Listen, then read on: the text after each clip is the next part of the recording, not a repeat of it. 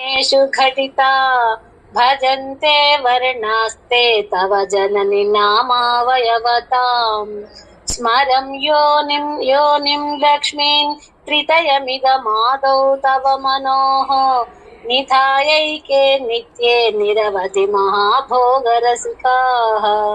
भजन्ति त्वां चिन्तामणिगुणनिबद्धाक्षवलयाः शिवाग्नौ जुह्वन्तः सुरभिघृतधाराहुतिशतैः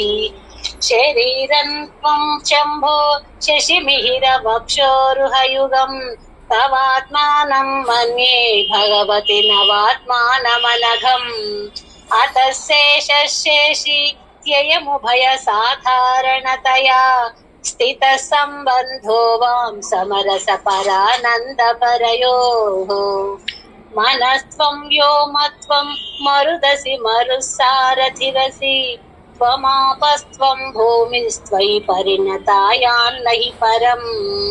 त्वमेव स्वात्मानं परिणमयितुं विश्ववपुषा चिदानन्दाकारं शिवयुवति भावेन बिभृशे तव ज्ञाचक्रास्तन् तपनशशिकोटिच्युतिधरम्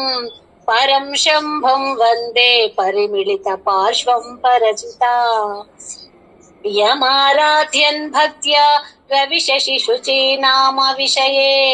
निरालोके लोके निवसति हि भालोकभुवने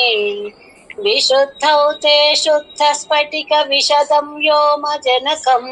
शिवं सेवे देवीमपि शिवसमानव्यवसिताम् ययः कान्त्या यान्त्या शशिकिरणसारूप्य सरणेः विधूतान्तर्ध्वान्ता विलसति चकोरीव जगति समुन्मीलः संवित्कमलमकरन्दैकरसिकम् भजेऽहं सद्वन्द्वन् किमपि महतां मानसचरम् यदालापादष्टादशगुणितविद्या परिणतिः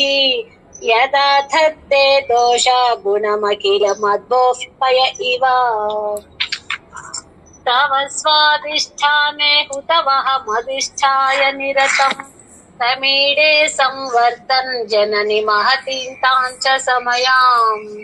यदा लोके लोकान् दहति महति क्रोधकलिते दयाद्राया दृष्टि शिशिरमुपचारं रचयति